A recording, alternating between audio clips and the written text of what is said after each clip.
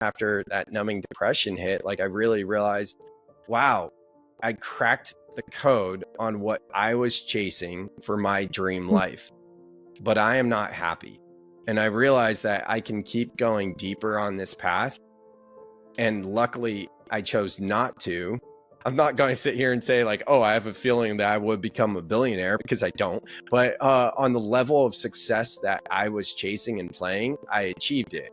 And would I have gotten to higher highs in terms of like 3D materialistic success? Oh, of course, for sure. Would it have been as high as the highest? I actually don't believe so. So now it's been 5 years that I've been on the spiritual path, going deep into like, what is it that I want now? Who am I becoming?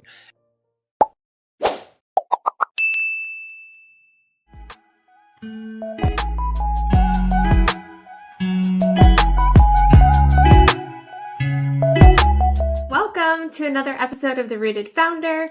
I am super excited about this episode. I met this man recently, but our paths have crossed probably many times over the years. And what I love about this conversation, or what I think is going to transpire, is it's someone who's actually achieved a lot, written 6 books, hit 40 under 40, achieved a lot, and had this awakening and this awareness about how to live a more integrated life. And for me, we met in a time where I had woken up in my quote unquote dream life, but it didn't feel like I thought it would. And I think his insights and wisdom will be really parallel for people who have achieved some success in their life as an entrepreneur, has achieved some eyes open wins, as we like to call it, and are looking at ways that they might be able to integrate, stabilize, create more freedom inside and out. So, Sam, I'm super excited you're here. Staci, thank you so much for having me. I'm stoked to see where this conversation takes us. I want to start with probably way back, like when you were a kid. What was your first experience where you thought, I'm going to be an entrepreneur? Great question. I actually wanted to be a professional basketball player till I was trading basketball cards with, I think it was my 5th grade teacher. And he told me, well, you know, that's not going to happen. And I was like, oh, yeah. And then in hindsight, in recent years, I realized, oh, that was the moment that crushed my dreams. And I actually remember wanting to become a broadcaster after that, like the commentators that are calling the game. So it's funny getting into like podcasting and speaking now, for sure. Entrepreneurship, though, like it's in my bloodline. You know, both my parents, they're entrepreneurs together. Both of their parents are entrepreneurs. And then as far back as my great grandfather on my dad's side, that I know of at least. That said, when I was a freshman in college, I met this guy who became one of my best friends, even still to this day. And he kept talking about how he wanted to be an entrepreneur. And I was like, what's that? I don't know that word. What's that mean? And he started telling me about it. I'm like, oh, that thing? Oh, yeah, me too. Yeah, that's what my parents and my family are. Yeah, for sure. So that was like the first time the word really landed into my conscious awareness. And it was freshman year of college. And just a few years later, I started my first business. Yeah. What was the journey like for you to, something we share is that both of our families are entrepreneurial. Mm-hmm. And so I think there's such a blessing in that you get to watch what entrepreneurship looks like, and you get to experience kind of the highs and the lows and hard work and grit and resilience and all of those things. And then there's also this awakening that happens like, oh, I get to do it differently. Yeah. So when you started your first one, did you follow the footsteps, or did you spearhead a new way of doing it?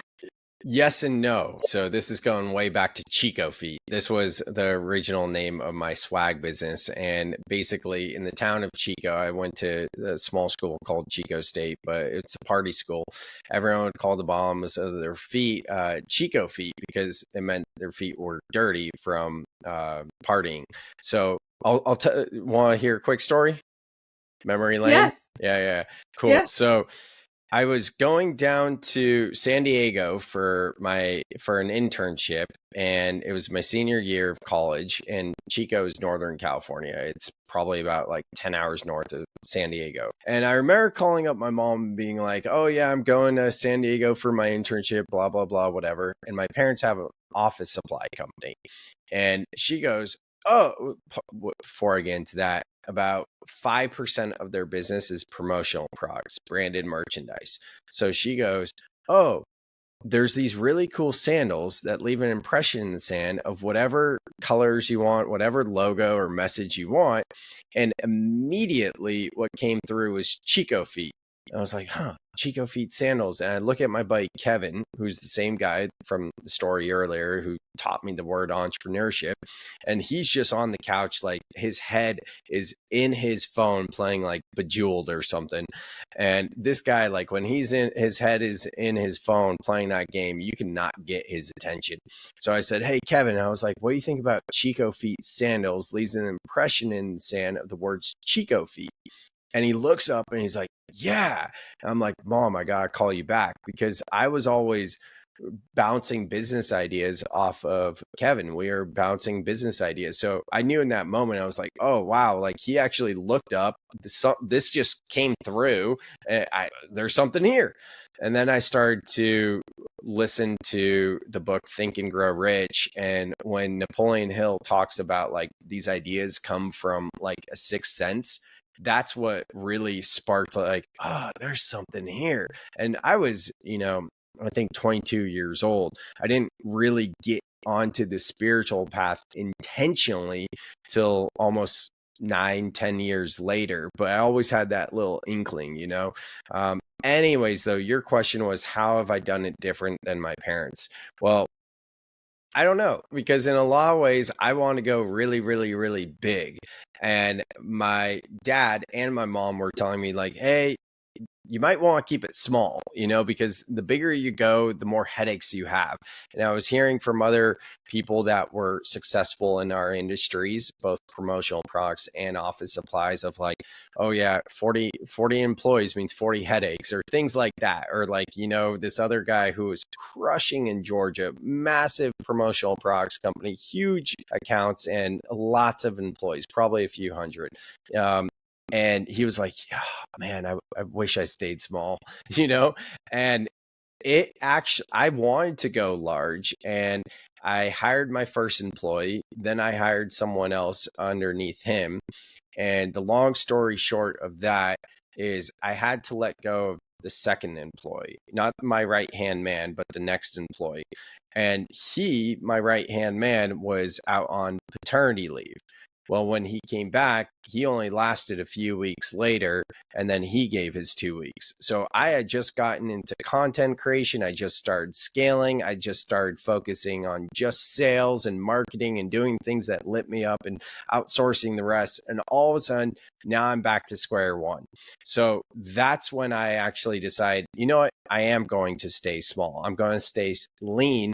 And I end up building that company to a 7-figure business with no employees, just freelancers, virtual assistants, and working just a few hours a day. And that was how I did it, similar in terms of like staying small, but also like being more efficient and effective with my time.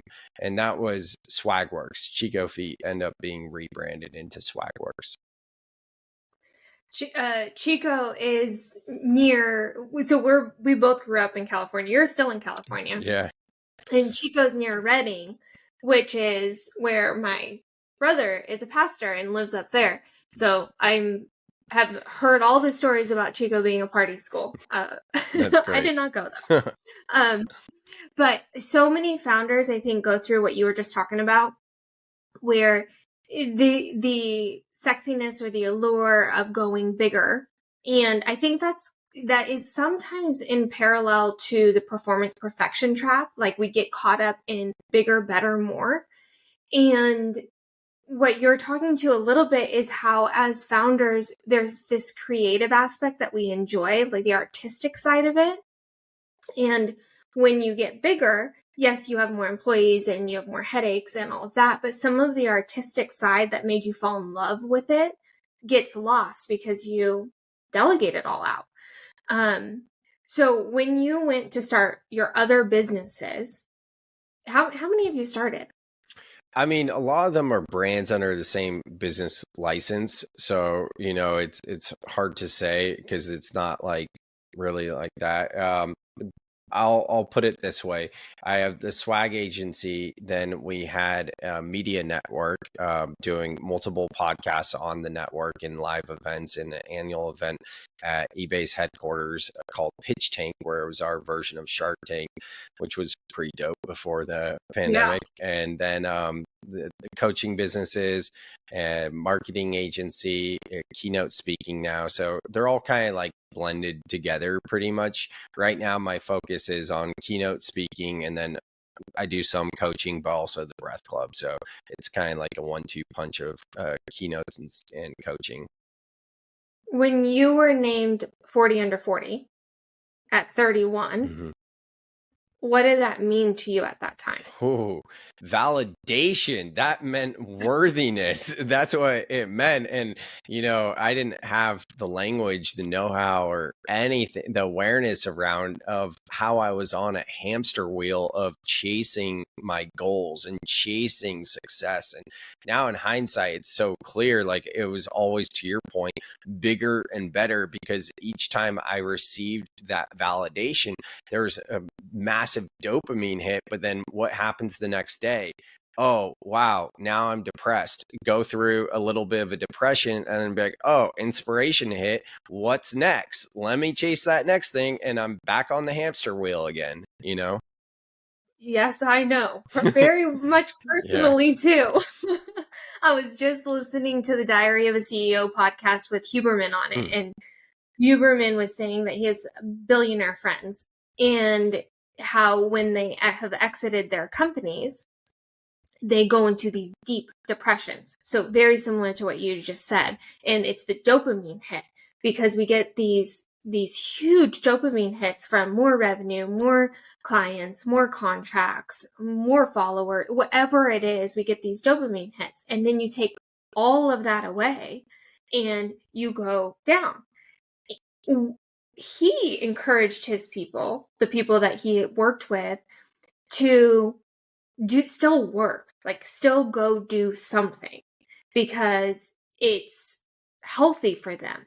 What did you find for yourself that was like a healthy balance between the dopamine hits that you were getting and also the self-honoring choices that created more harmony? Yeah, it took a great question, Stacy, and it took me a while to find that for myself. And for me, just going back to your question of like what it feel like being named to Silicon Valley's 40 under 40 list, I had this profound reflection that was like, I can keep going on this path, but this isn't fulfilling me. And on the other side, I was connecting with the president and VP of the San Francisco 49ers, and several other people in the front office, and they're my favorite football team. And at the time, I was dating a 49ers cheerleader for 4 years on and off as well. And I remember being on the sideline of a game, having field passes and being like, oh, like networking, whatever. And I'm on the field of a game. And there goes and walks Aaron Rodgers, and me going to school at Chico, Aaron Rodgers, like big deal, right? And I even have a video of myself in college, day I walked across the stage where, I was like hungover because all the things, right? But I was a video for my company, Chico Feet. And it's funny looking back at it, but I was like, everything great comes out of Chico. And like, I named a bunch of things. And one of the things is like Aaron Rodgers, and anyways, the point being, like, even though I'm a Niners fan, like Aaron Rodgers, like, that's cool. I'm like, wow, he's right in front of me. Then right after that, like my girlfriend walks by because she's a cheerleader. I'm like, what is my life? This is ridiculous. So in working with plant and earth medicines after that numbing depression hit, like I really realized, wow, I cracked the code on what I was chasing for my dream life, but I am not happy. And I realized that I can keep going deeper on this path.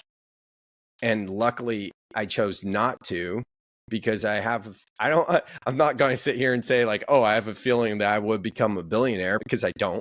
But on the level of success that I was chasing and playing, I achieved it. And would I have gotten to higher highs in terms of like 3D materialistic success? Oh, of course, for sure. Would it have been as high as the highest? I actually don't believe so. But who knows? Maybe that's a limiting belief. So now it's been 5 years that I've been on the spiritual path, going deep into like, what is it that I want now? Who am I becoming? And the first few years were very much about intentions, because as someone who wrote a book called The Written Goal and is very much into goal setting and structure and masculine energy, I almost went the opposite way of goal setting, because I had such an adverse reaction to it. And then when I did my yoga teacher training in Costa Rica, I think you might have seen this in my TED talk, but I mentioned when the instructors spoke about the yogic philosophy of sadhana, I literally felt like my mind was blown, like I was melting, and it was just so much expansion. And in that moment, it made so much sense, and it just clicked for me. It was like, oh, no wonder why I'm unhappy. I've been chasing success. I haven't been pursuing it. I've been chasing it like a carrot on a stick or a hamster on a wheel, and those dopamine hits that we're talking about. So sadhana, the yogic philosophy, is a reframe where we truly are present in the journey itself. And the reason, I know it's cliche to say, but it's true, right? And one of the things that the yoga instructor said that really was the mind-blowing thing was to name your ultimate potential is to limit your ultimate potential. And that's when my mind was blown. To name your ultimate potential is to limit. Well, I was limiting it because I was looking at, oh, get to 7 figures. Oh, be named to Silicon Valley's 40 under 40. Could I have set those heights higher? Absolutely. I would have still been capping myself at my ultimate potential. So sadhana, not only is it about being present in the journey, but it's your spiritual practice, or depending who I'm talking with, a lot of times I'll say it's your daily habits and behaviors, because we don't need the dogma of spirituality. It's just like your daily habits and behaviors. Forget about what the goal is. What are you doing and who are you being in the process of it? So I kind of use this worksheet that helps to look at emotional, mental, physical, and put different structure to it, so we can actually practice that on a daily basis without having the attachment of our ultimate potential to that. Additionally, I still do goal setting, but in the process now, I'm working more on the objectives, which would be the daily habits and behaviors. This is interesting. So, like, kind of jumping in a psychological sandbox with me. I think, myself included, a version of me, it can so relate to setting that goal, chasing it relentlessly at the expense of other things in my life, and then getting it, moving the goalpost on myself, or not setting it high enough in that one area, right? So the alpha in me, the masculine, the hard charging, the driven, the ambitious side of me. And I think there's a lot of people that can relate to that, wanting to set a goal, wanting to prove it to themselves or others for validation, for the dopamine hit, or just for worthiness. Then there's this whole other side of me, and I think there's a whole camp of people that can relate to this as well, which you too, Sam, which is you want to be zen, you want to be in your body, you want to be connected to nature, you want to be deeply connected to the people around you, you want to live in a space of joy and flow and freedom, what feels like freedom, or lack of responsibility or burden of achievement. And if I take even the dichotomy of myself and the dichotomy of you, because we have both parts, but then we look at it on a world stage, there's a lot of people that are 100% ambitious, set a goal, achieve it, results-oriented, data-driven exclusively. And then there's a whole host of people that are be in the moment, go with the flow, spend time in nature, all of that. Is there, in your view and in your life experience, is it a time and place for both, or is it an integration? Again, being in a psychological sandbox, we don't have to have the answers, but just having a conversation about this level of polarity. What is healthy within oneself and maybe healthy within a community? Yeah, my philosophy is in practice is soul life balance. And it's a reframe of work life balance where we can see that work life balance has maybe a bit of programming to it. And we'll start with this: the W in work versus the L in life. Typically, in phrases like this, the letter that would be closer to the A would be first. Therefore, it would be life work balance and not work life balance. Taking a step further, when we talk about work life balance, it's said as if it's a good thing for your mental health. So, shouldn't it be about your life versus life work balance, right? So there might just be a little bit of intentional programming to subconsciously prioritize your work over life, and maybe it's not for your best mental health to practice work life balance. And going a layer deeper on that, if we look at the archetypal energies of yin and yang or yang, we can see that the energy of yang is equated to the masculine, which has nothing to do with sex or genitalia. It's the archetypal energy, which means it's our outer world, how we move through the world with our five senses. It's got everything to do with responsibilities, obligations, how we show up in the human doing. Whereas the yin is the feminine energy, and it's the inner world of our mental and emotional state. So when we reframe work-life balance to soul-life balance, we now put work under a category of life, because both work and life are that yang energy. It's about your outer world. We just take about a moment and think about life, because work is pretty obvious how that's yang energy, but our life, like going to the grocery store, taking care of kids, pets, your own health, like all these things you got to do, right? There's no implicit taking care of yourself. And that's why there's so much talk about self-care, because we're not focusing on the inner side. So the soul and soul life balance relates to the yin energy, the inner world, and we're intentionally putting soul before life because we need to make up for this, right? And then finally, I love the word integration as you used it. You know, when this message of soul life balance came through, I was like, hell yeah, that resonates big time. But the other side of it as well is like, a lot of times people say they don't like the word balance. And I've thought like, oh, should I change my message of soul life balance to like soul life integration or soul life harmony or whatever the different buzzwords are? And I'm like, no, because I want it to be so blatantly obvious that it's not attacking, but it's a reframe of work-life balance. So, and I do believe balance is a thing. I had someone on my podcast recently who was trying to say that balance doesn't exist. And I was like, well, I love surfing and paddleboarding and I need to balance when I do that. So I don't know how balance doesn't exist, you know? And to me, when I hear the word balance, I think, hey, sometimes I'm going to be a little bit this way and a little bit that way. And that's what soul life balance is about, whether it's your religion, your spirituality, or your connection to just your emotional and mental state. Sometimes you might be deeper there, and other times you might be a little bit deeper in what I call 3D, you know, just being a human. Now, I personally have been on both ends of the spectrum. I feel like for many of us, when we go deep on spirituality and the spiritual awakening, all of this, we tend to go super deep that way. And then we almost disconnect and disassociate from the human experience. And that's when it's like, okay, let's ground a little bit.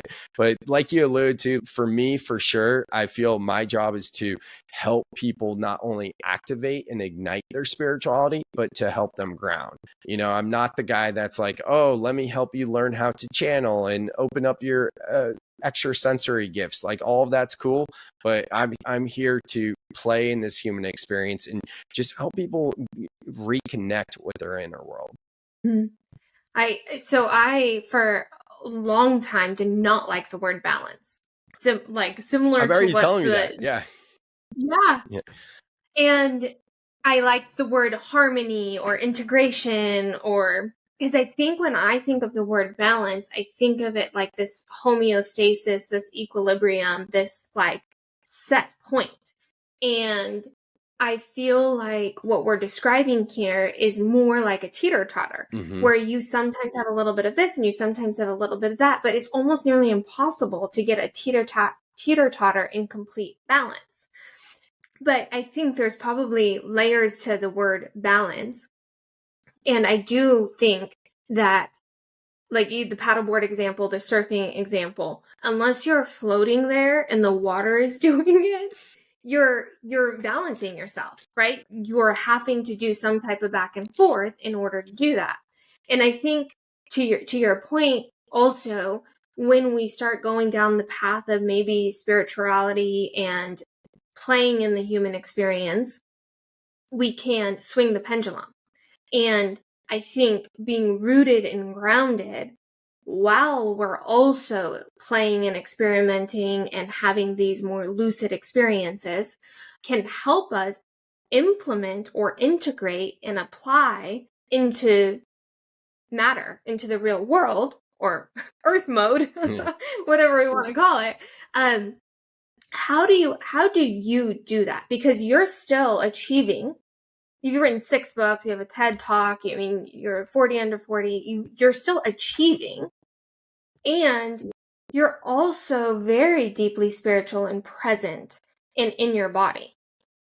Now, this might sound a little woo and a little esoteric, depending on your audience. So I'm not sure how deep we're going to go here, if it's going to land. But before I say that, real quick, I just realized I have this thing in my living room. It's like this cylinder, and then there's a board that goes on top, and you stand on it. It helps you to maintain. Do you know what those are called? No, but I know what you're talking about. Balance boards. Yeah. I just realized that just clicked when you were talking. I was like, oh, that's funny. I should do a reel on that. Anyways, yeah, great question. How do I maintain it? I try my best to practice what I preach with having soul life balance. And I say soul life balance is a practice. There was a yoga instructor in town who's one of my favorite instructors. And once when I went to her classes, probably 4 years ago, she said, practice makes practice. And it almost stopped me in my tracks, because I was like, what'd you just say? It's practice makes perfect, hearing practice makes practice. And for the rest of the class, I just reflected on that. And I noticed how, like, so often in our society, we're focused on perfection, or some of the terms we use keep us in a negative state. In my first ever ayahuasca ceremony in the sharing circle, a woman said to feed something about feeding 2 birds with 1 seed. Same thing happened. I was like, don't you mean kill 2 birds with 1 stone? And then in that moment, I was like, wow, how much of our language is just used towards the negative, right? Wow, it's incredible. So all this to say, it is a practice. And I try my best to build awareness with where I'm at in the moment on any single given day, and there's a lot of times where I need to release guilt and shame, because I'll be like, oh no, I should be doing this, or I should feel that way, or I'm not actually like qualified to talk on this stuff because I should have it mastered by now. And that's when I come back to the anchor of, it's a practice, and this is where I'm at now, and having the awareness is something to celebrate.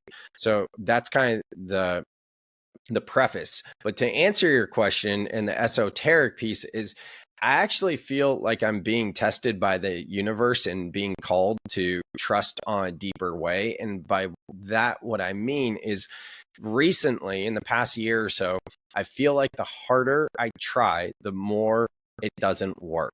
And I mean this specifically in business. The more I try to do the traditional sales prospecting activities, or the traditional things that are the ways that have either worked for me in the past, or it quote unquote should work, it doesn't work.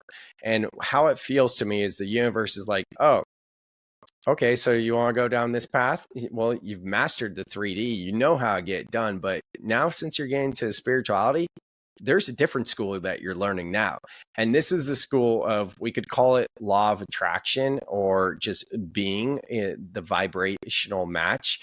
There's a teacher from around Napoleon Hill's time, a little bit earlier, early 1900s.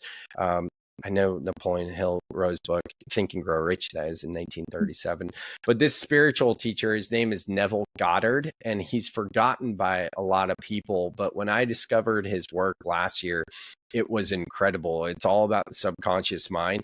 And there's a book he wrote, or it might have been written by someone else that repurposed his work, but the book is called Relax More, Try Less.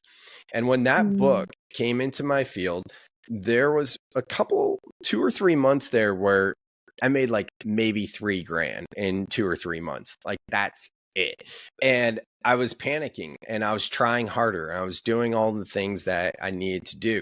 Then I went and saw this energy worker who my friends and I just refer to him as a wizard, because he quite literally is as literal as a wizard that I've ever come across.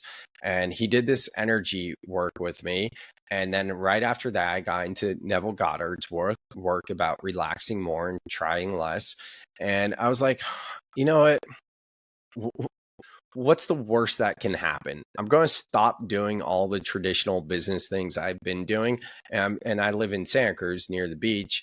I'm just going to do breath work, meditate, be out in the ocean, play, and just focus on what I'm calling in. And the next 4 to 6 weeks, I brought in $27,000, going from a few months of nothing. So what's happened, because it's been almost a year now, is now it's a practice, right, Staci? Because now I'm starting to gaslight myself, and that part of me that is like so entrenched in 3D and just all of this is like, no, that's just like certain circumstances, random coincidences. And what I'm working on now is to like trust fall into that. And this is the practice of owning my spirituality and still playing in the 3D matrix as it relates to business specifically. Oh my gosh, I have so many things. One is I feel like that we can heal and hustle. And I think when we are so much in hustle culture, we lose the connection to ourselves. We lose the connection to the people around us. And the journey becomes a process, not a practice. It becomes just a doing. Whereas what you're saying is to focus on your being, focus on your breath, your surfing, your nature, your relationships, your connections, the things that you're curious about. And then that becomes the playground to attract maybe a different kind of audience for you as well than maybe you would have had if you were just doing the hustle side of it. So this is a psychological sandbox, but how much do you think we miss out on, or we lose, or we sacrifice, or we don't gain in 3D by experiencing more spirituality and zenness and joyfulness? Yeah, great question. Well, to answer that from a more logical, analytical mindset, I just got done with the first training of NLP, neuro-linguistic programming. That's what Tony Robbins uses in a lot of successful people. And it's interesting to me, having done that training, how much spirituality is in there for people that aren't necessarily quote unquote spiritual. And it's nice to come into an area like that. And one thing they really hammer into you is that in any given second, in any given moment, we're processing 2 million bits of information, and that is in our unconscious mind. And only 126 of those bits come through. So if we're processing 2 million bits of information any given second, and we only have access to 126, that shows how much we're not actually seeing. Before this training, I've talked about subconscious mind a lot in terms of it being 95% of our awareness, and we only have access to our conscious awareness, 5% of that. But now, like, there's a whole new level to it, understanding, wow, there's 2 million bits of information, right? So what happens is our subconscious or our unconscious, same thing, just different terms. I tend to say subconscious. It distorts, generalizes, and deletes. And this is something you and I sat through together at George Bryant's event with his homie TJ that led a masterclass on NLP. But essentially saying, like, we got to do our shadow work. I think there's a false movement of toxic positivity that's like, hey, always feel good, never entertain a negative thought or feeling. And I call BS to that, because I believe that by doing our shadow work, which is allowing ourselves to feel and think into those areas that are more uncomfortable, then we earn the right to invoke the power of positivity and positive affirmations. Along with that, when we clear out the baggage and everything that's holding us back, that's when the answers and the clarity comes through. Yeah, I saw something the other day that said, even if you don't feel like it, work out. Even if you don't feel like it, eat healthy. Even if you don't feel like it, make that phone call. In my response to it, I didn't post my response, but I guess I'll share it here with you, was yes, and like, yes, do the workout, even if you don't feel like it, but honor the feeling. Like, sit there and be like, why don't I feel like this? What block am I experiencing? What shadow part of me is alerting me right now? And how can I say, thank you. I know you want to protect me and make sure I get enough rest. Would it be okay if we go work out and then we take a 20-minute nap?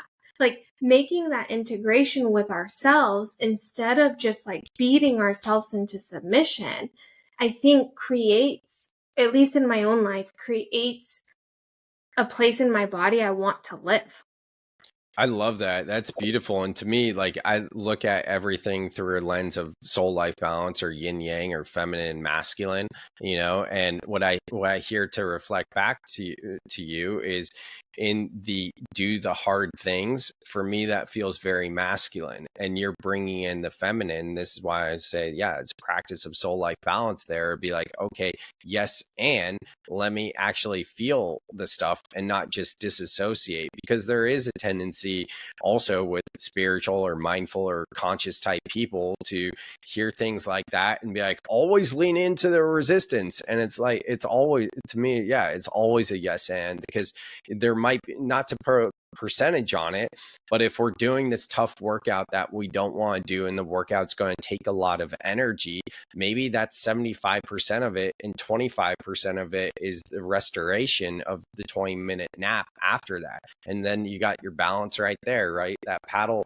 that board is a little bit slanted on the life side, but then it's going to come back over here, Yeah.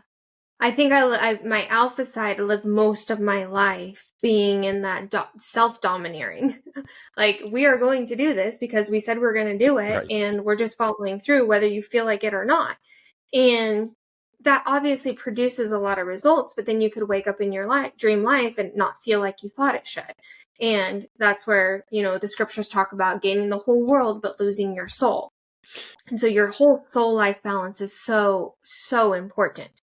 If somebody listening tends to be on the more extreme end, like you and I were, in that hustle, in that push, in that self-domineering, that does, again, produce results. So you and I can't shy away from it. We've both produced a lot. How could someone start integrating a little bit more of that femininity into themselves?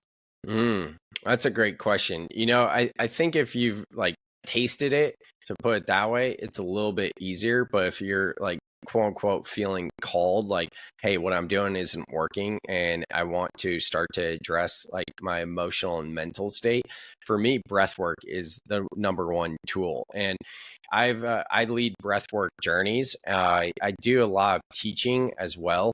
But I was part of a group that did a breathwork journey for about 100 people in a sales organization, all like alpha and like very bro-y type and like jacked, all that.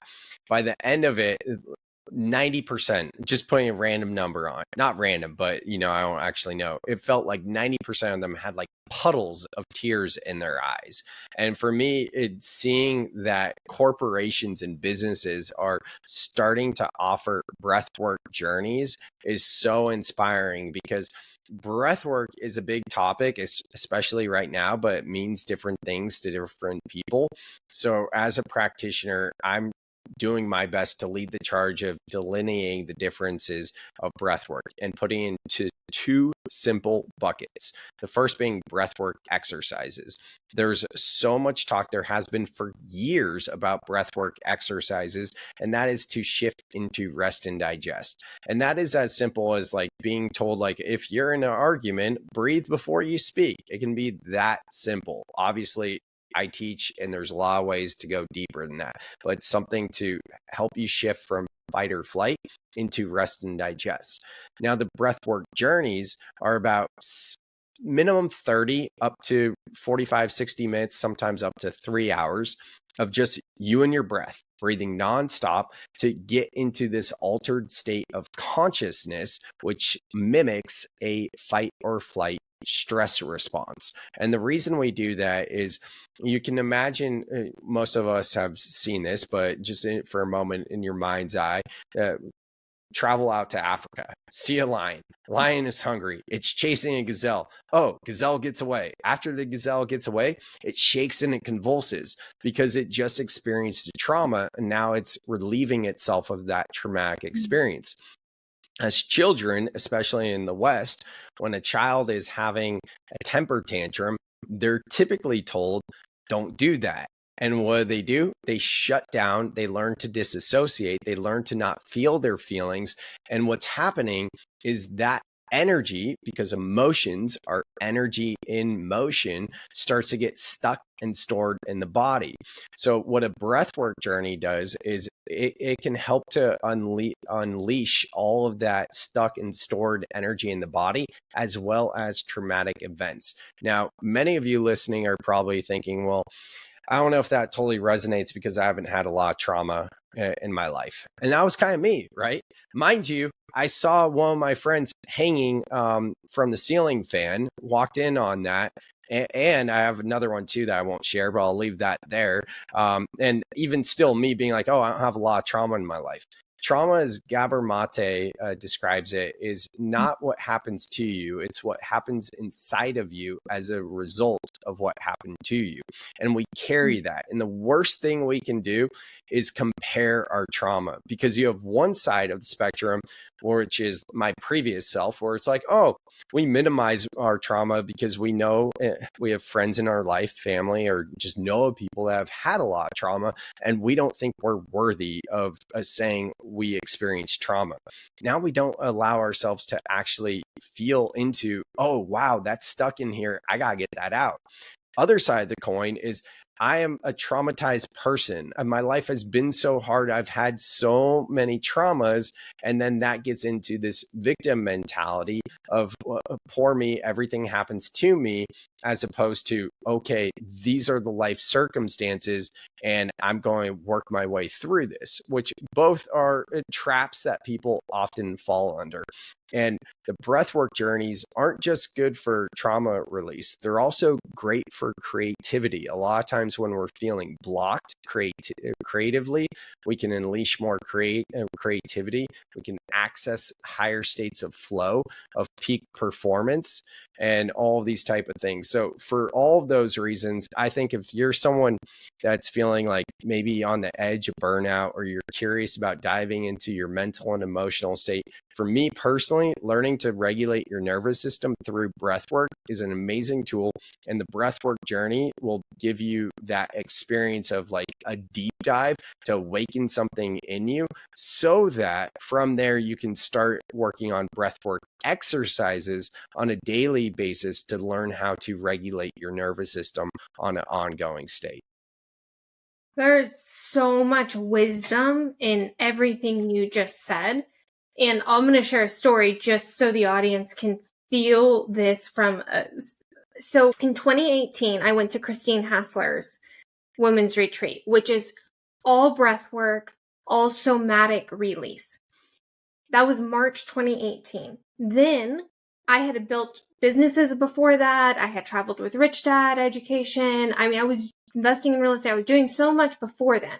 And then I did that event. And then I got the phone call that basically I need to spend the last 18 months of my mom's life with her. So then I fly to Arizona and I spend the last 18 months of her life with her. And at that time, right before kind of we knew she was going to pass, I started doing 75 hard. So I made it to day 56 and 75 hard. And then that's the day she passed. And I remember coming off of the Christine Hassler and going into, family dynamics, moving essentially because I was living in a different area, started helping in all of our family businesses again. This was before I started OTS. And being in an environment that was already foreign to me, but because I had done so much work, I was so rooted in my body. Like I was getting up every morning and doing breath work. I was meditating. I was journaling. I had, I don't know what we call it, but I had a list of safe people that were my people that I would call when, something happened that was hard to handle. We were rushed to the hospital or she almost died that day or something to get me back regulated. And then she passed in December of 2019. March 15th, 2020, COVID happens. March 30th, 2020, I launch OTS and scale OTS. And we know what happened there. But I think in what you were just saying, the reason that I was able to endure so much tumultuous times or challenging times was because of how much I had released and detoxed somatically with the Christine Hassler event. And then the daily breathwork tools that I had to just support me moment by moment by moment to get through whatever was coming at me. I say all of that to come back around to one question, because I think you can give the audience this.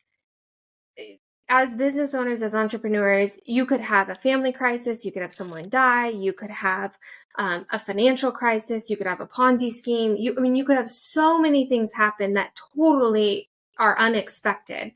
And in that moment, when your whole nervous system just freezes and you're sometimes having a panic attack, hyperventilating, unsure what to do, what can people do in that moment where clearly something's wrong and they can feel it in their body that something's wrong?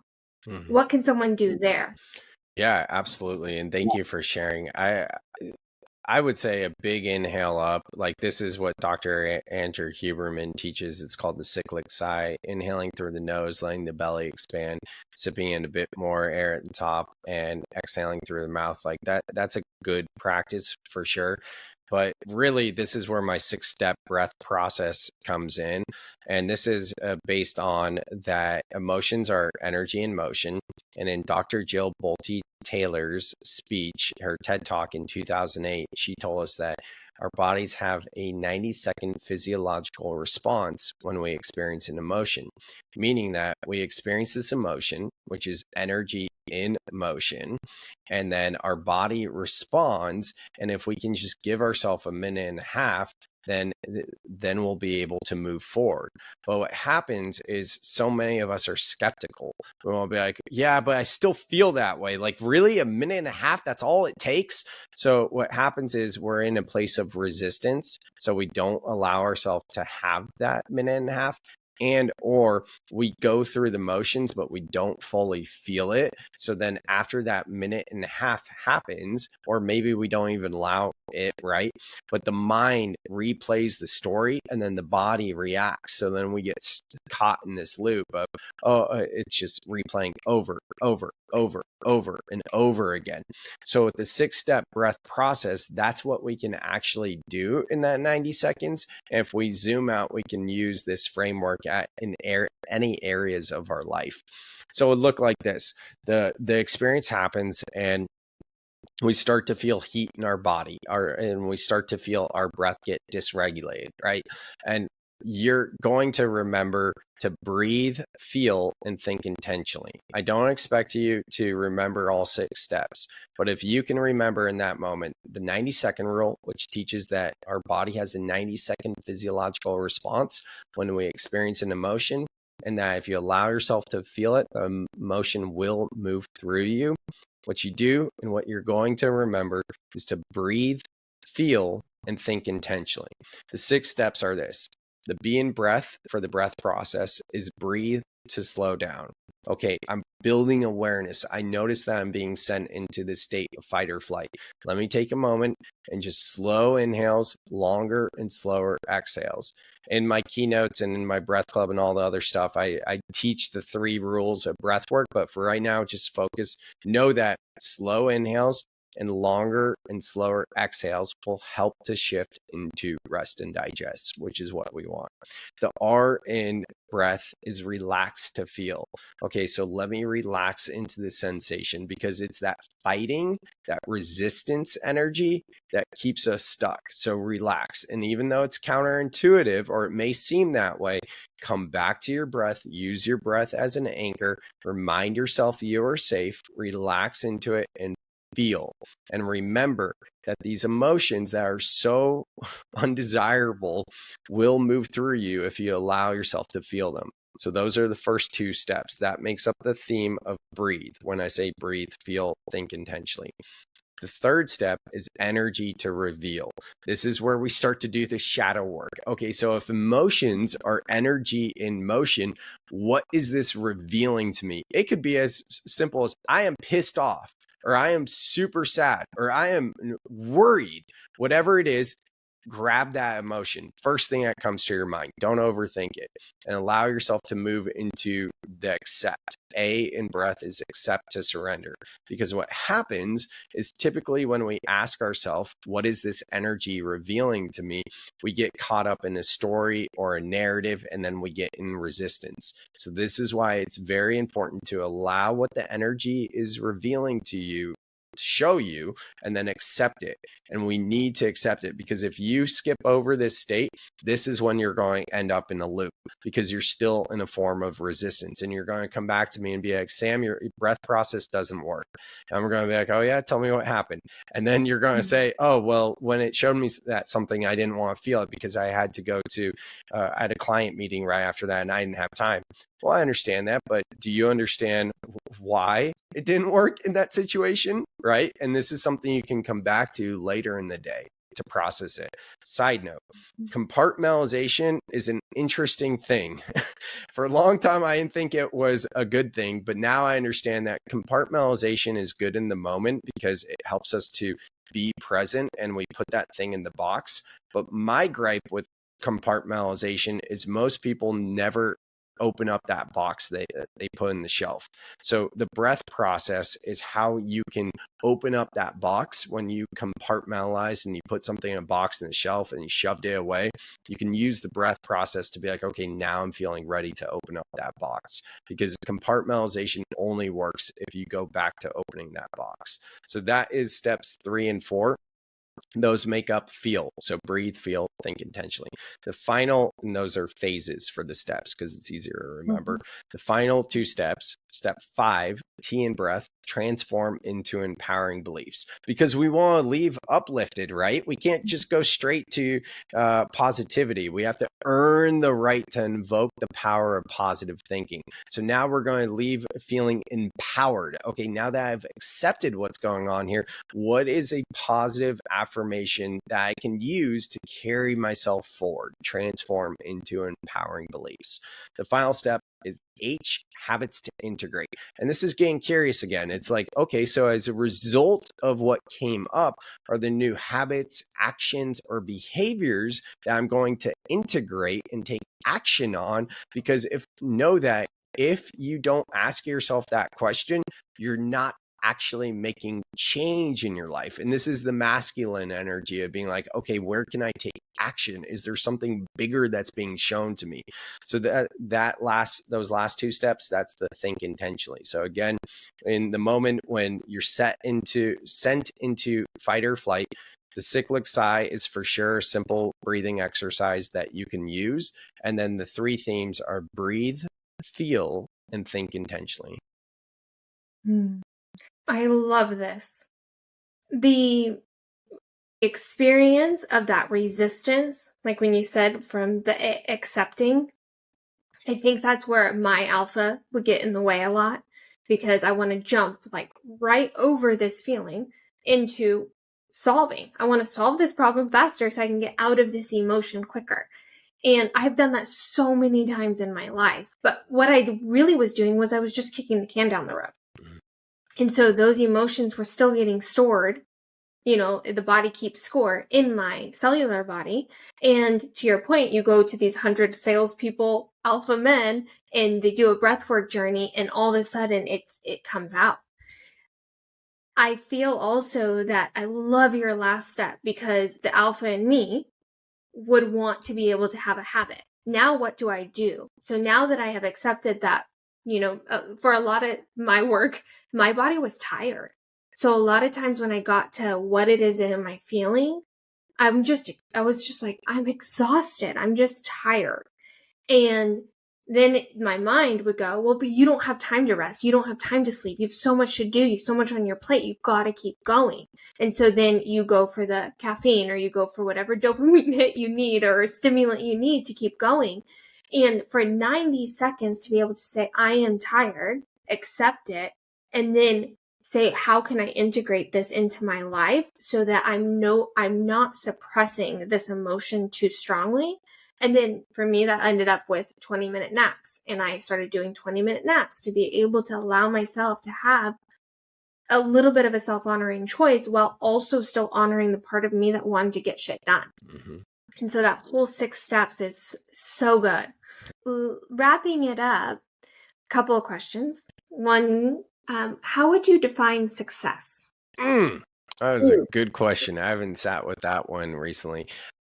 I think simply put, what's coming through right now is being able to wake up in the morning with a smile on your face and go to bed at night with a smile on your face. Not necessarily like a smile, but like that inner knowing of being like, oh man, I am happy with how I'm feeling.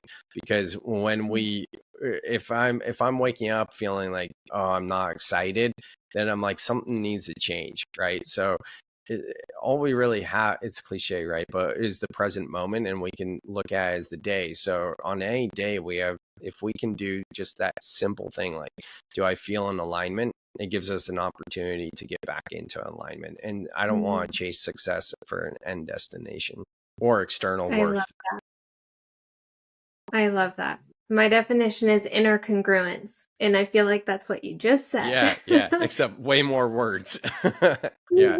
Love it. Well, I think you're just saying your heart is smiling. Yeah. Like you wake up with your heart smiling, go to sleep with your heart smiling. I love that. Yeah. It's been tough for me recently. It's was it September 4th today, and it's 2:30 at the time of this recording, and it is still gray and foggy out here in Santa Cruz. And so the thing for me, I've been diving deep into the weather, and the acronym SAD, seasonal effectiveness disorder, and not letting that get the best of me. But like, man, it has been hard this summer. This summer has been a cold one out here. Yeah. Oh, I can relate. I lived in Ohio and Michigan for a while. That's cold. You win. And well, not the cold, but what I didn't realize is the sun doesn't come out every day. Oh wow. That was so they have seasonal depression is a thing up in these climates that the sun doesn't come out. And I had never experienced that. I grew up in California. I lived in Newport Beach in Southern California. And then I'm in Austin, Texas now, and we have sun a lot. And so I didn't even realize that how the gloominess could affect me. And then I spent a lot of time in my infrared sauna. Oh yeah. Like, let me just go in here. What projects are you working on right now that you're most excited about? Yeah, thanks for asking. I have my Costa Rica retreat, the Soul Life Integration Retreat, coming up in Costa Rica in November of 2024 at the time of this recording. Stoked on that. And then my Breath Club as well, which is a community of professionals that want to learn how to regulate their nervous system through the power of their breath with like-minded professionals. I am a part of the Breath Club. I'm got to jump in one of those things, but I got to do a breath work with you at George's event. And I had not done the one we did, so that was fun for me to do. So for everyone listening, I hope that this inspires you to still figure out ways to achieve what you want to achieve, but doing it from a more embodied way of being, so that you can wake up in your dream life and your heart can still be smiling and you can be enjoying the journey as well. And Sam, I appreciate the journey you've personally been on, because it takes a lot of courage to face shadows, to say, I made 40 under 40, but it didn't feel like I thought it would. I've got to make some shifts and changes and to pursue that without just hunkering down and doing the same thing over and over, expecting different results. And that the way you alchemize your pain has been something that has blessed a lot of people in allowing them to regulate their nervous systems, build businesses that they're proud of, and really be soulful, soul life balanced people. So I appreciate what you've done and how you've achieved and who you are. Thank you, Staci. And it's been such a pleasure talking with you now and connecting with you. And I just look forward to seeing how our paths continue to intertwine moving forward and leading the charge. And really the business community be like, hey, it's okay to feel your feelings. And I think I might have told you this, but last thing, I did a presentation for a small group once called Overcoming Overwhelm, where I taught the 6-step breath process. And someone asked me afterwards, like, you talked a lot about feelings as if it was a bad thing.